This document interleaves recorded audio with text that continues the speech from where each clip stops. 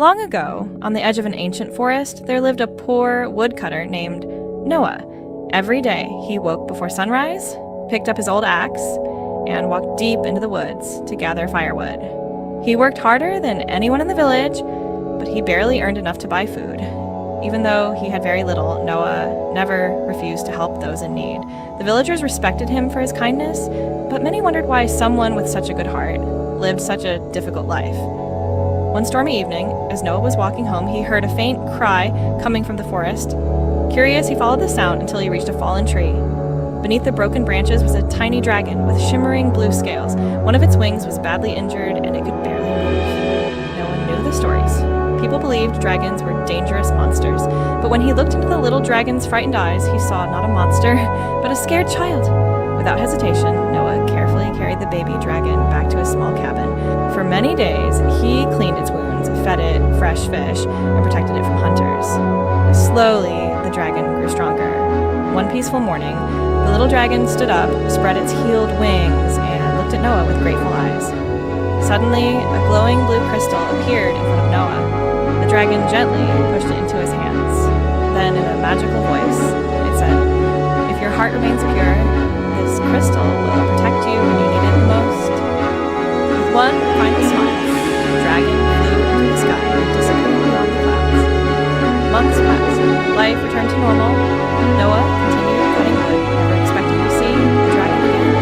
Then disaster struck. The cruel king decided to seize the forest and force every villager to leave their homes. His soldiers marched into the village, burning houses and destroying everything in their path. Families ran in fear.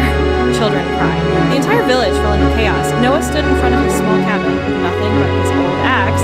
He knew he couldn't defeat an army, but he also knew he couldn't abandon the people he loved. As the soldiers approached, the blue crystal in his pocket suddenly began to glow. Its light grew brighter and brighter until it shot a beam into the sky. Moments later, the earth trembled. A powerful roar echoed across the mountains. The soldiers froze in fear. From the clouds descended an enormous dragon with brilliant blue scales that shimmered like the ocean beneath the sun.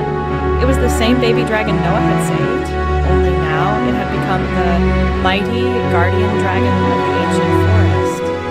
The dragon landed between Noah and the king's army. Its massive wings covered the sky. Its glowing eyes stared directly at the cruel king. With one thunderous roar, the ground shook. The soldiers dropped their weapons. The king realized he could never win. Terrified, he ordered his army to retreat immediately. Within minutes, they disappeared beyond the hills. The village was saved. The great dragon lowered its head toward Noah. "You showed kindness when everyone else showed fear," the dragon said. "You saved my life without expecting a reward. For that reason, your courage will be remembered for generations." The dragon touched Noah's shoulder with one glowing claw. Instantly, the dry forest became greener than ever before. Fruit filled every tree. Rivers became clear again. Animals returned to the forest. The land was alive once more.